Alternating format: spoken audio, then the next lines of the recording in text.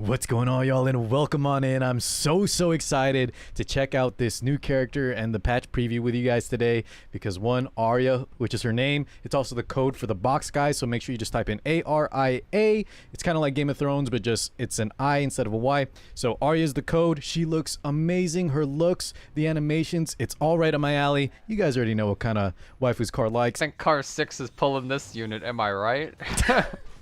I'm pretty sure Car 6 is about to pull this in 2 seconds. And the skill kit as well, guys. I don't know how strong she's going to be, but we'll discuss it here in a minute. But it's exactly my style too. Bruiser, very tanky, counter, love it. Defense scaling. Now, before we do that, guys, I want to quickly talk about what else is coming. I'm going to browse through it together because honestly, I was paying too much attention to ARIA.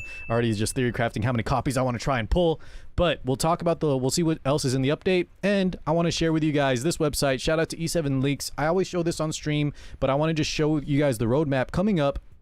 Because even though there's not a lot coming besides ARIA, we'll see in the update preview, there are a lot of things I want y'all to be aware of. Just real fast, guys. Coert coming next week. They gave away the coin rotation, by the way, too, which is Spectre Tenebria and Solitaria coming up next. The Moonlight Summon Pity System. Think if you get a little kickback, a little refund for however many galaxies you pulled, that'll be in 2 weeks. And then here's where it starts to get important, guys. And the reason I want to bring this up is because if you're planning to spend bookmarks on ARIA, if you already spent bookmarks on Jacko, Elfelt, Biken, and Dizzy, guys, I'm so sorry to my free-to-plays out there or newer players that don't want to spend too much. You're going to have a lot of bookmarks and things to save, and there's so much stuff. So I'll do my best to give you guys the pros and cons, help you guide a little bit on your choices, but ultimately I don't envy y'all. It's gonna be really tough. You're gonna have to make some tough decisions, but don't sweat it, guys. They all come back in due time. The reason I wanted to bring this up, though, like I was saying, is the custom group summon is happening in 3 weeks. So this might be a reason, if you're not the biggest fan of ARIA, let's say she doesn't fit your style or her looks aren't your cup of tea, then you might want to save recoup your bookmarks after the Guilty Gear collab and wait for this custom group summon, because I've been talking about it non-stop. I'll keep talking about it, but this is where you can get Landy, Dien, Tamarin, whoever you guys want, with a few non-collab exceptions. You can grab those and their artifacts in a special group summon, okay? Don't forget, too, a week after that, guys, is going to be the custom Mystic summon. I know you need Mystics still, guys. It's not a free ML5 or anything like that, but if you've been saving your Mystics doing your Guild Wars, you have a chance at pulling them. Start shop refreshing as well. Get as many as you can, and then just check out the site, guys. It'll tell you all the stuff that's upcoming. Really nice site that I always like to kind of check and stay on top of the roadmap. Anyways, let's go ahead and check out the Epic 7 update real fast, boys. Just skim through it. Turn down the music just a tad here. So we got the new episode. This is where they're going to talk about Arya's backstory, the new side story for her, where we can get her catalyst, and then I want to talk about the guild mission improvements, and I think that's it overall with the patch. So we can skip through this stuff real fast, guys. We'll talk about ARIA in here just a second. Man, guys, I can't believe it. She's exactly everything about her is. I feel like she was made. This unit was made for Car, man. It's amazing. I haven't felt that way about a unit since probably like Luna. Honestly, guys, that has everything. Maybe Ilinov, but even Ilinov kind of, or Senya, I felt like their kits were missing a little bit. They didn't feel like super strong. Whereas I feel like she has a lot of potential. I think. Let me say my thoughts for the actual preview, guys. So new side story, guild mission improvements. Here's what I want to quickly cover real fast, guys. Man, I don't think I even talked about it, but it just shows guild points and lower difficulty. I know a lot of players, if you're having trouble finding a guild, guys, come stop by the live stream, twitch.tv/car6. I don't have too many spots left, but I've been trying to get everyone that stops by. If you're active and you can promise me, you know, you're active, it doesn't matter what rank you are. I have a lot of different guilds that we manage, and I'll try to get you spots to stop by. But luckily, if you guys are with your friends, even if you have a lower amount of players, I think it'll get a lot better. Smilegate is actually listening to the feedback, so that's really nice to see. World Arena starting up soon, which will be exciting, and Japan is coming through on that as well. All right, let's go ahead and go check out ARIA, and I'll tell you, let's get first impressions, thoughts, all that good stuff. Alrighty, guys, let's go ahead and check out ARIA. I'm so excited to watch this together with y'all. Let's quickly watch through the intro like we usually do. The voice actress for English, top tier. We saw this animation before. It was a little bit of a rough sketch in the Awakening preview. Now that we can actually see it, amazing, guys. I will say I was incorrect. She is not the overall boss character for... That was my prediction, was she was the big boss of episode 4, but she is just the main character. They're just killing the animations, guys. The S3 animation is insane. They're just doing really well. All right, so defense percent. We'll talk about the imprints here when we get to it. But yeah, great animations. She summons that giant... we'll find out what that is exactly. The Shadow Elf God or something, maybe? Or is that the character that they say is her dad? I'm not sure. Anyways, one of the best looking units in my opinion thus far. I know it may not be all y'all's cup of tea, but I know some of you guys out there, right? Let me know in the comments how many of y'all are a fan of her looks. And then we'll talk about the kit here. So they're giving her a little backstory. The sprite is just okay to me. It still looks great, but obviously the splash animation looks much, much better. I just think they can't translate the sprite as much as, you know, the splash art guys in terms of her proportions. I'm trying to keep it, you know, a little PG for YouTube. Y'all get what I'm saying. Okay, let's talk about it. Taurus, which by the way my mod Red was just telling me has some of the best stats for a sign for any unit, so that's really nice to see. And you can already tell from her build, she's not a speedster unit, although her base speed is actually pretty good. But you'll see why in a second here. You look at the effectiveness, the effect resist, and the imprints.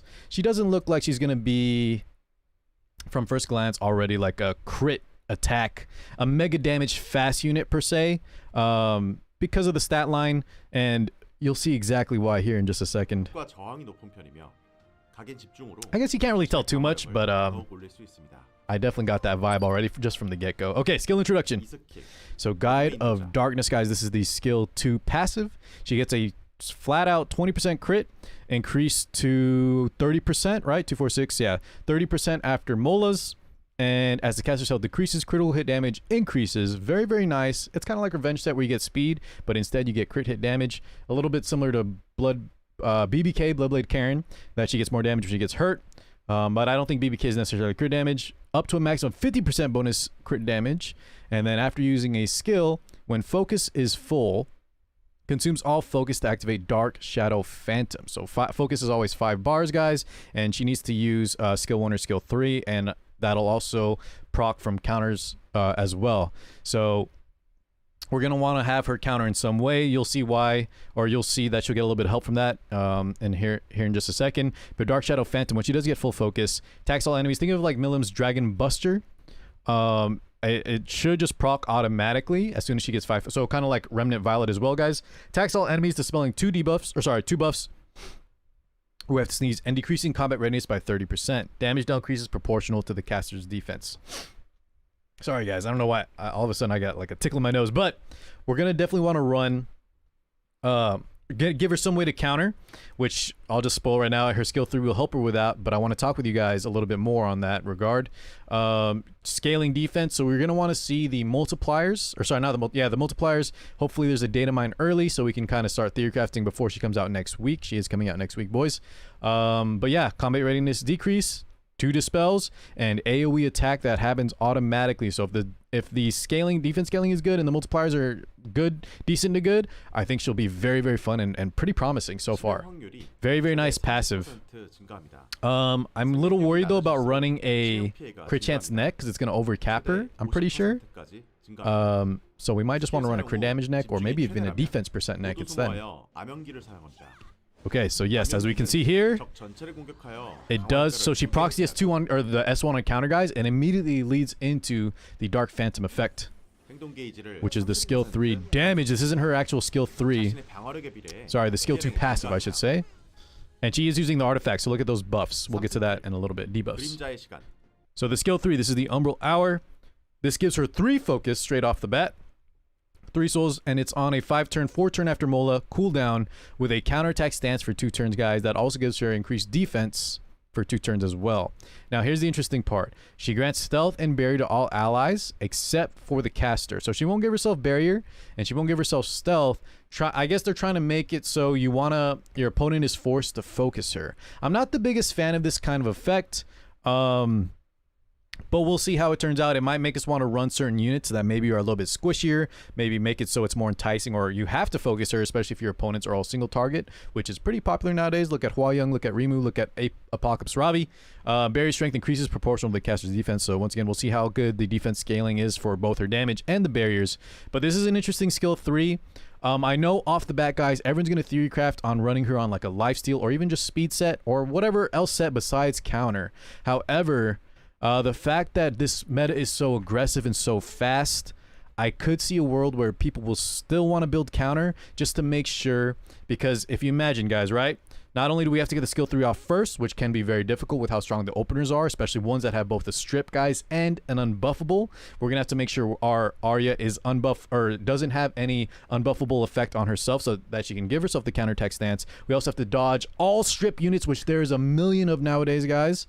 It's gonna be difficult to maintain that, and last but not least, it's only gonna last for 2 turns, and it won't, and her entire skill cooldown for the next skill 3 is a total of 4 turns after Mola, so there will be a little bit of downtime where she won't have counterattack stance. So that's why I'm thinking maybe I might want to still try counter set, but it just feels kind of bad, the fact that she gives her own counter set. So obviously I'm probably going to lead with lifesteal set, guys. I run a very tanky lifesteal Seaside Bologna, which I'll probably just steal the gear from her in the beginning to test, but I do think maybe counterattack set counter set might work, or still be really nice to have as well, since her entire kit revolves around getting those extra focus stacks outside of, you know, her skill 3 and skill 1 on her own turn. Anyways, we'll see though, guys, but you kind of get the gist of her abilities. She wants to be hit, she gets more damage. When she gets hit, she has a lot of defense, and she hides her allies so that your opponents, the single target enemies on your opponent's side, have to hit her.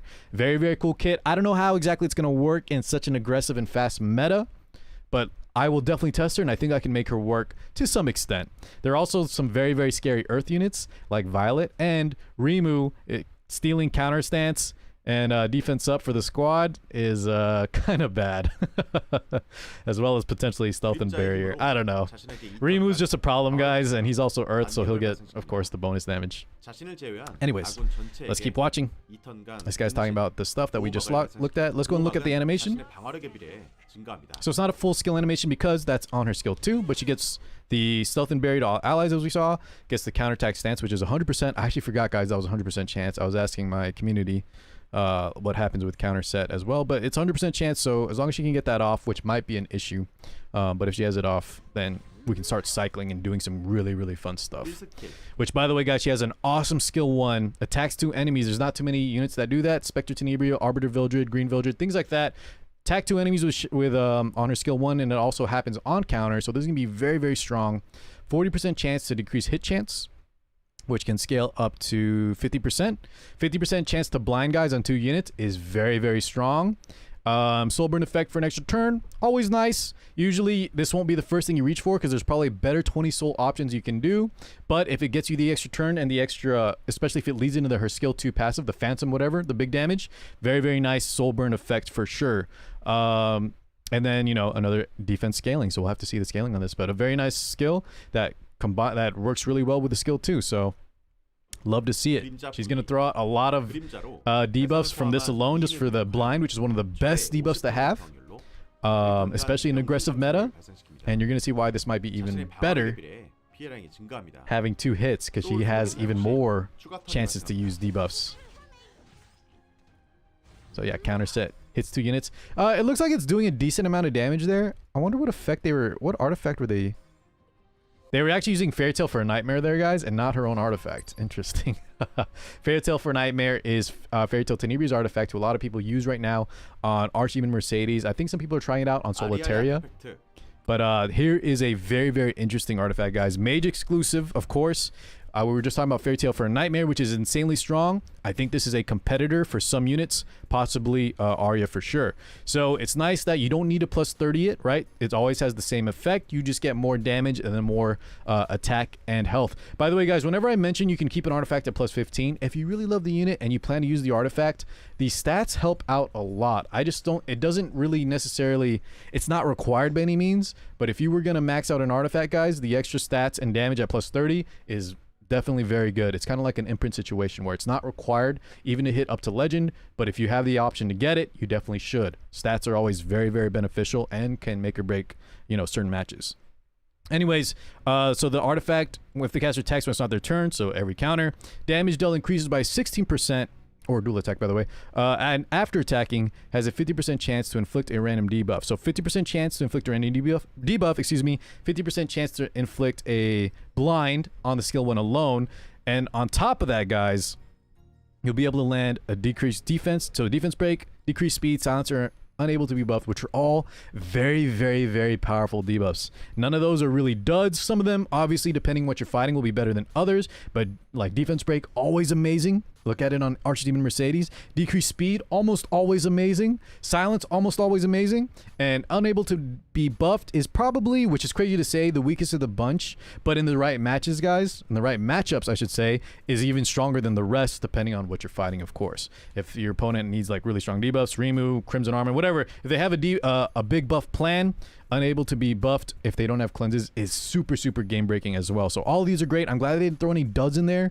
to make it more RNG. No matter what you're hitting, most likely it's going to be very beneficial. Now, the opposite, though, what I was telling you guys is the Fairy Tale for a Nightmare might be the best in slot still, because she will hit 2 units and you'll get that extra damage. We'll have to see the scaling, but if we want her to be a solo carry, for example, we might need that extra damage from Fairy Tale for a Nightmare, which has like a Rengar's Drink-like effect, the extra bonus damage. But I do think this Scroll of Shadows is one of the best artifacts we've seen in a while from just, you know, a regular banner. So I would definitely pick up one copy regardless. We'll see. I'll test out all the different ones, but I'm super excited, guys. Overall closing thoughts. I keep mentioning, I don't know how strong she's going to be in an aggressive meta. The fact that she's an ice unit with how strong some of the earth units are out, and the fact that like Hua Young will still do probably pretty good damage. I don't think, guys, Hua Young will be able to one-shot her. We'll find out for certain. Even though she has defense pen and this is a defense scaling unit, I think if we build tanky enough with some damage mitigation, I think Hua Young with the new frenzy changes, which if you aren't aware, guys, red, green, blue now has more negative effects if you're fighting your disadvantageous elements. So Hua Young fire hitting ice, Arya, I feel like there's a good chance Arya still lives, but the fact that Hua Young still might kill her as a fire unit is just so ridiculous and just is a testament to how busted she is. But overall, yeah, I think, you know, she's not for everybody for sure. If you were a fast, aggressive player, then, well, you'll rejoice with all the last units that came out, like Jacko, Hua Young, Pear, all the crew. But if you are a tanky player like me, guys, I think this unit's going to be so fun. If you're a Banshee player, check out my Banshee guide, or not Banshee guide, but my Banshee talk with Call 8x7. Make sure if you're a Banshee main up and coming, I think she's going to be super fun. I'm going to first test Lifesteal and her own artifact, and then I'll lead in a counter set or speed set and try out some other builds as well. Remember what I said about counter set, guys? That's only because I know she gives her own counter buff with the amount of debuffs, or sorry, strips, and the fact that there is a 2-turn downtime, right? Means I might still want to dabble a little bit with counter set. Actually, guys, seeing the sprite here, very, very nice. Overall, guys, I can't wait. Stop by the live stream when you can, boys. Also, if you need a guild, but mainly because I'm going to do a ton of summons next week when she comes out. I'm going to try to triple S her and get as many artifacts as possible. Wish me luck. Please, I hope I don't pity 6 times, but we'll see, guys. Anyways, thank you so much for watching. The video's gone long enough. Love y'all so much. Appreciate every single one of you. Catch y'all in the next one. Peace out, everybody.